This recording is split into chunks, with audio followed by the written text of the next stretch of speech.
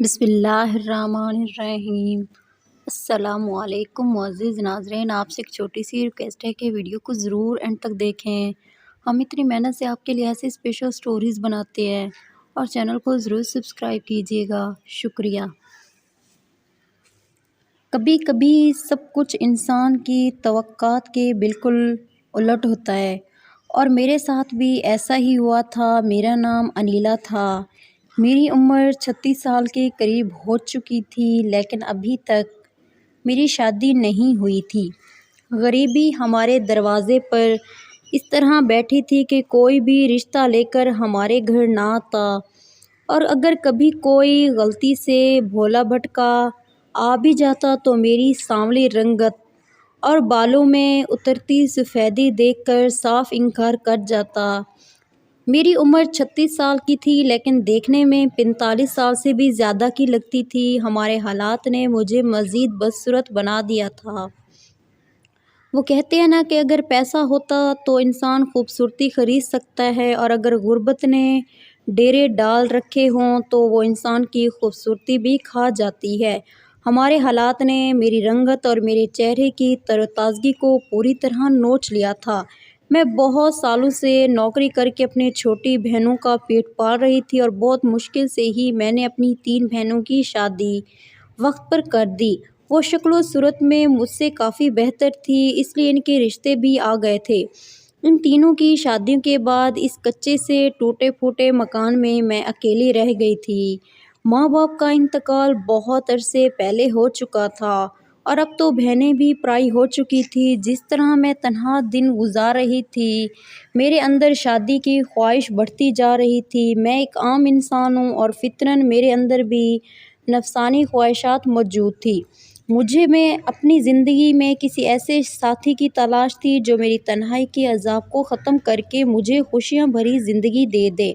جب میں اپنی بہنوں کو اپنے شوہروں کے ساتھ خوش دیکھتی اور ان کی زندگی کو خوشبو سے مہکا دیکھتی تو میرے دل میں بھی اس بات کی چبھن اٹھتی کہ میری زندگی بھی اس طرح سے مہک جائے، ابھی میری بھی قسمت میں رنگوں کے بہار آ جائیں۔ ہوا کچھ یوں کہ ایک دن بازار میں مجھے اپنی بہت پرانی سہیلی اسکول کی ٹکرا گئی۔ ہم کوئی 12 سال بعد مل رہے تھے، اس لیے میں اسے زبردستی اپنے گھر لے آئی۔ کچھ دیر کی بات چیت کے بعد اس نے بتایا کہ اس کا ایک بھائی ہے جس کی عمر 40 سال کے قریب ہو چکی ہے۔ اس کے بھائی کی بیوی اسے چھوڑ کر چلی گئی ہے، کیونکہ اس کا بھائی بھابھی کو اولاد کی خوشی نہیں دے سکا۔ میری سہیلی اپنی بھائی کو لے کر بہت پریشان تھی، کیونکہ وہ شادی شدہ بھی تھی اور اپنے سسرال میں رہتی تھی۔ اس کا بھائی اپنے بوڑھے باپ کے ساتھ اکیلے گھر میں بہت مشکل سے زندگی گزار رہا تھا۔ کسی بھی گھر میں عورت کا ہونا بہت ضروری ہوتا ہے۔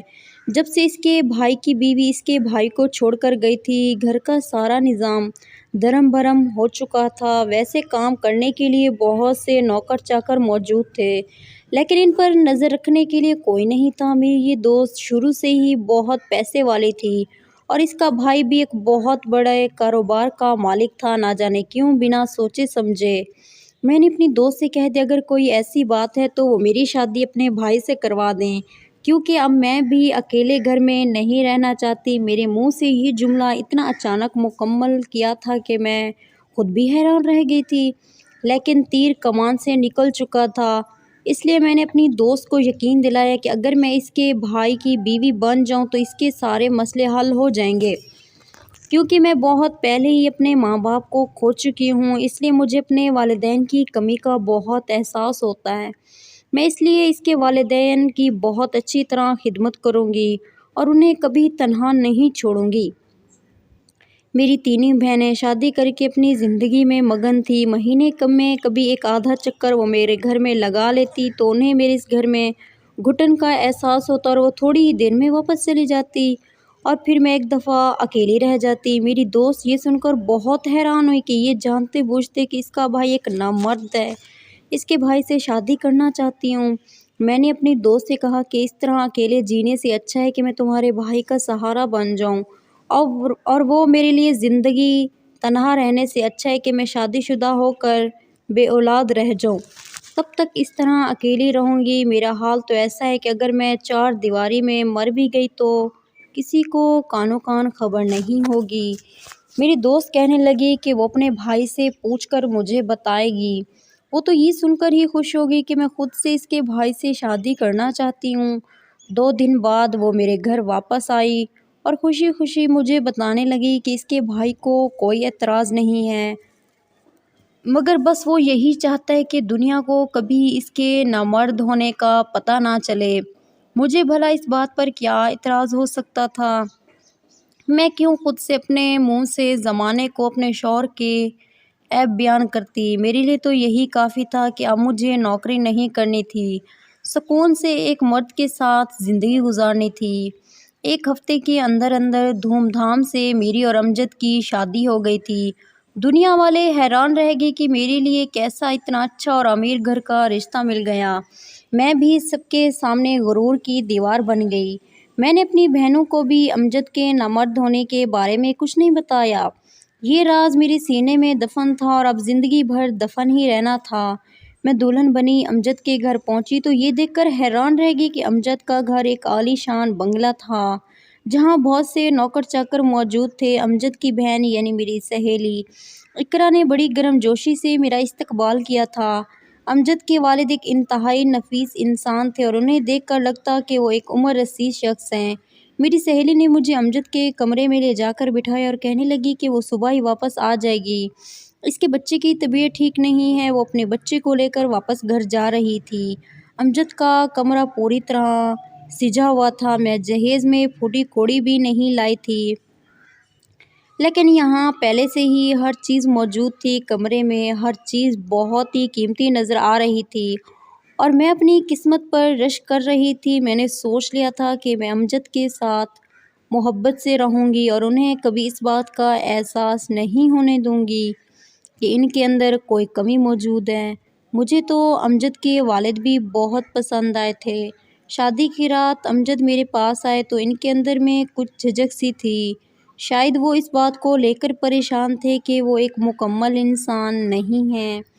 میں ایک میچور عورت تھی، اس لیے میں نے پہل کی اور امجد کا ہاتھ تھام کر انہیں یقین دلایا کہ یہ بات کبھی ہمارے کمرے سے باہر نہیں جائے گی اور نہ ہی میری ذات سے انہیں کوئی تکلیف پہنچے گی۔ امجد کا چہرہ پوری طرح کھل اٹھا۔ میرے رخساروں کو چومتے ہوئے انہوں نے مجھے شادی کی رات کا تحفہ دیا اور کہنے لگے کہ وہ بہت عرصے سے اپنے اندر ہی اندر گھٹ رہے تھے اور انہیں لگتا ہے کہ اس گھٹن سے نجات ملنے والی ہے۔ مجھے بھی ایسا ہی محسوس ہو رہا تھا جیسے میری زندگی مکمل ہو گئی ہے اور مجھے تمام دکھوں سے نجات مل گئی ہو، مگر مجھے کیا خبر تھی کہ آنے والے وقت میرے لیے ایک کڑی آزمائش ثابت ہونے والا ہے۔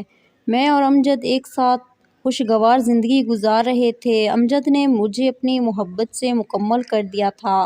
انہوں نے مجھے بتایا تھا کہ وہ اپنی پہلی بیوی کو اولاد کی خوشی نہیں دے سکے تھے کیونکہ ان کی رپورٹس کے مطابق ان کے اندر بہت سی ایسی کمیاں تھیں جن کی وجہ سے وہ باپ نہیں بن سکتے، اس لیے ان کی پہلی بیوی شادی کے دوسرے سال ہی انہیں چھوڑ کر چلی گئی۔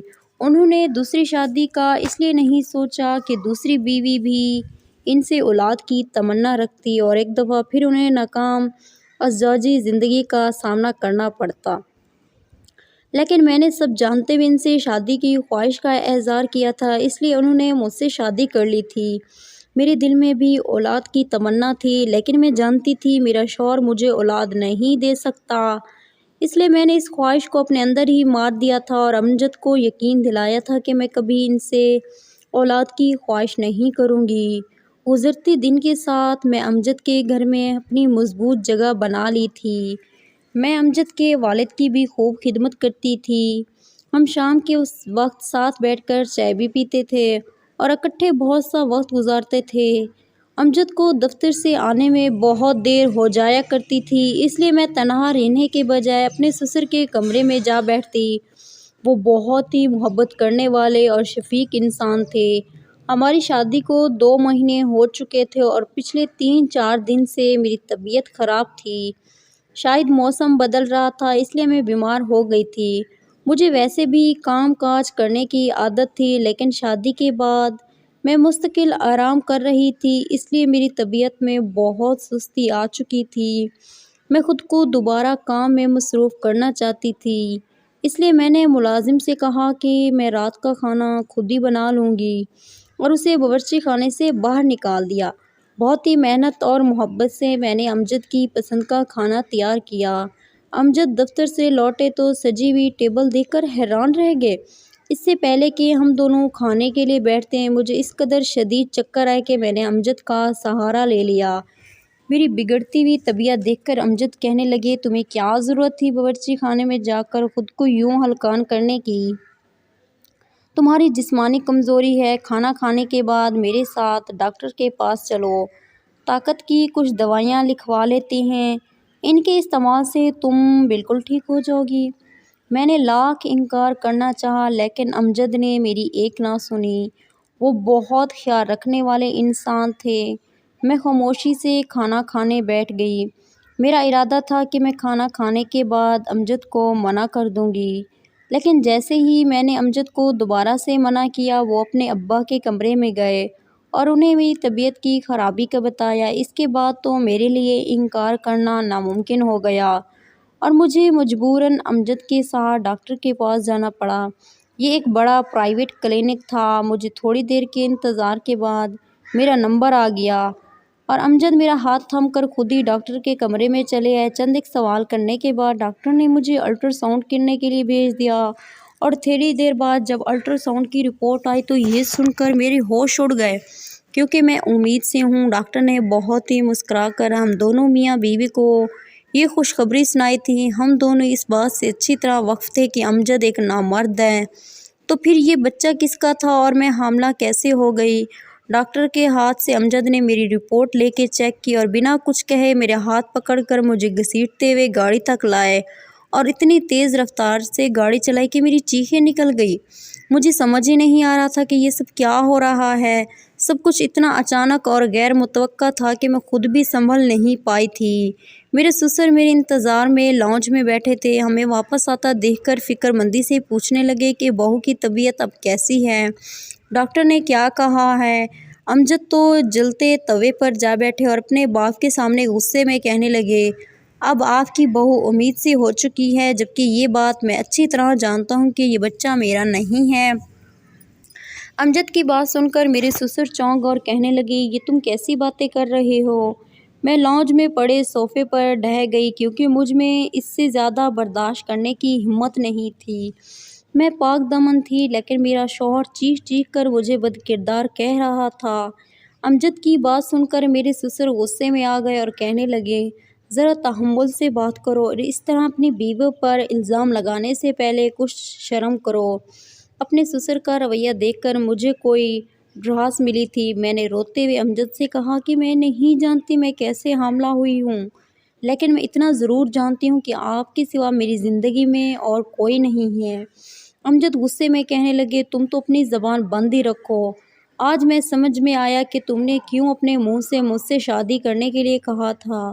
کوئی بھی شرم و حیا رکھنے والی لڑکی اپنے منہ سے اپنی شادی کی بات نہیں کرتی۔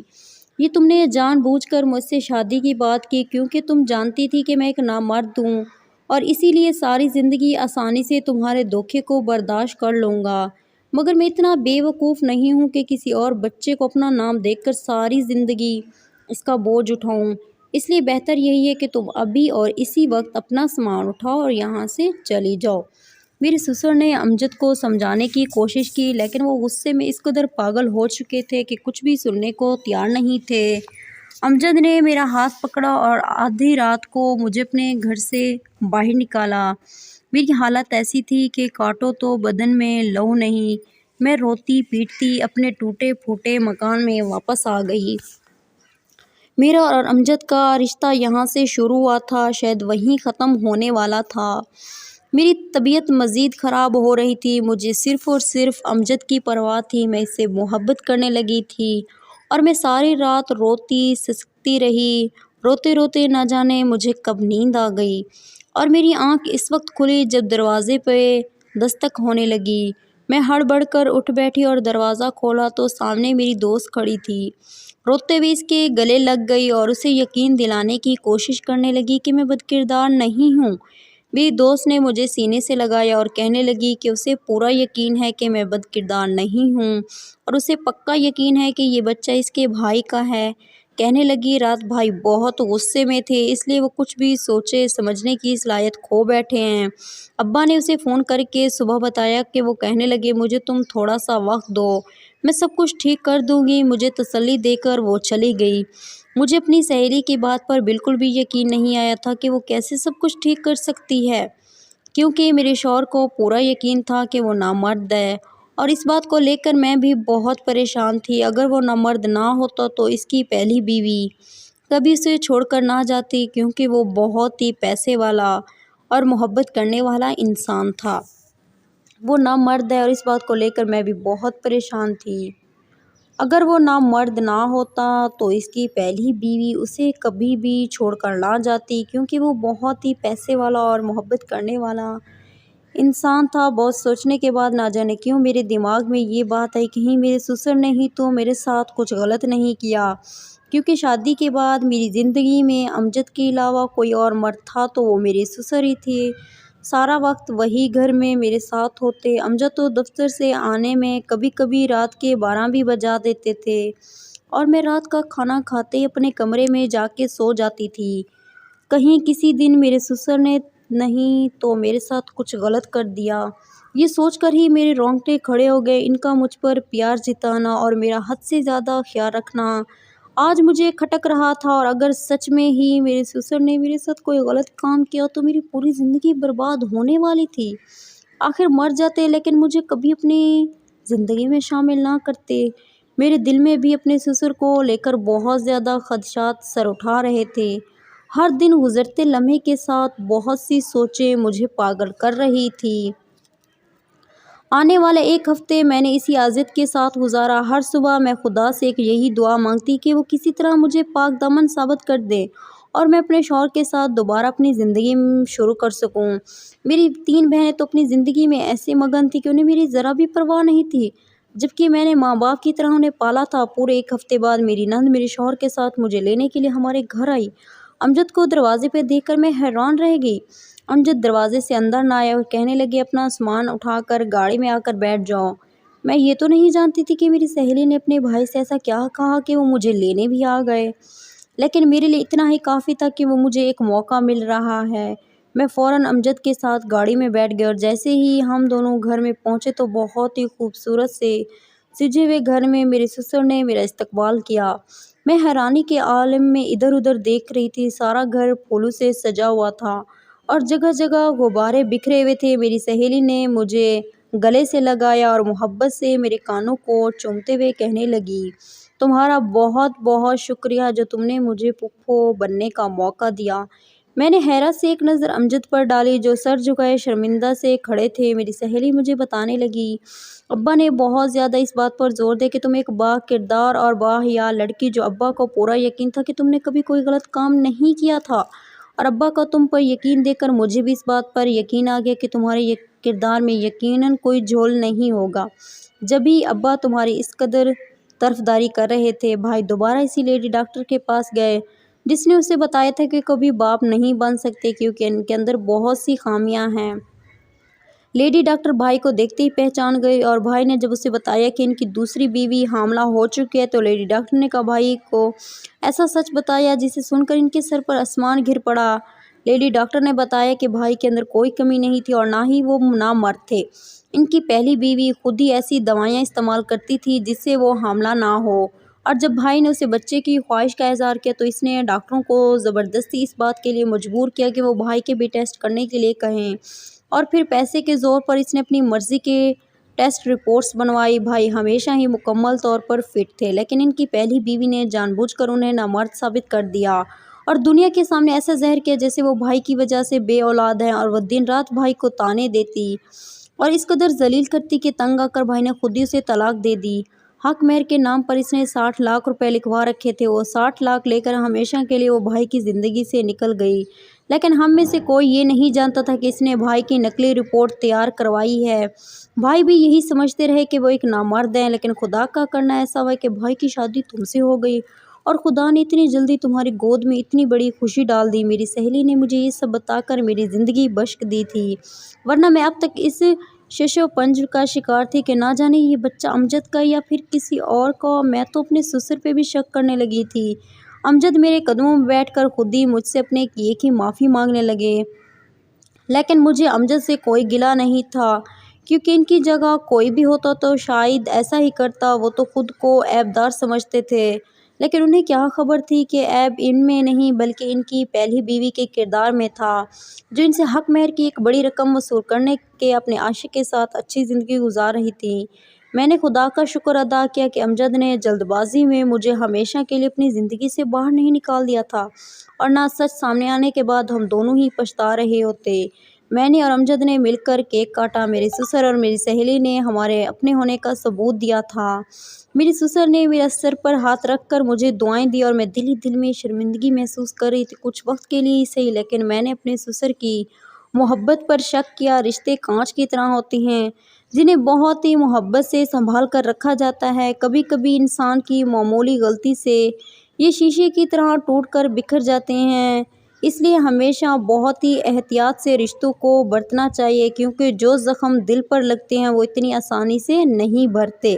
ویڈیو اچھی لگے تو ویڈیو کو لائک کر دیں۔ شکریہ۔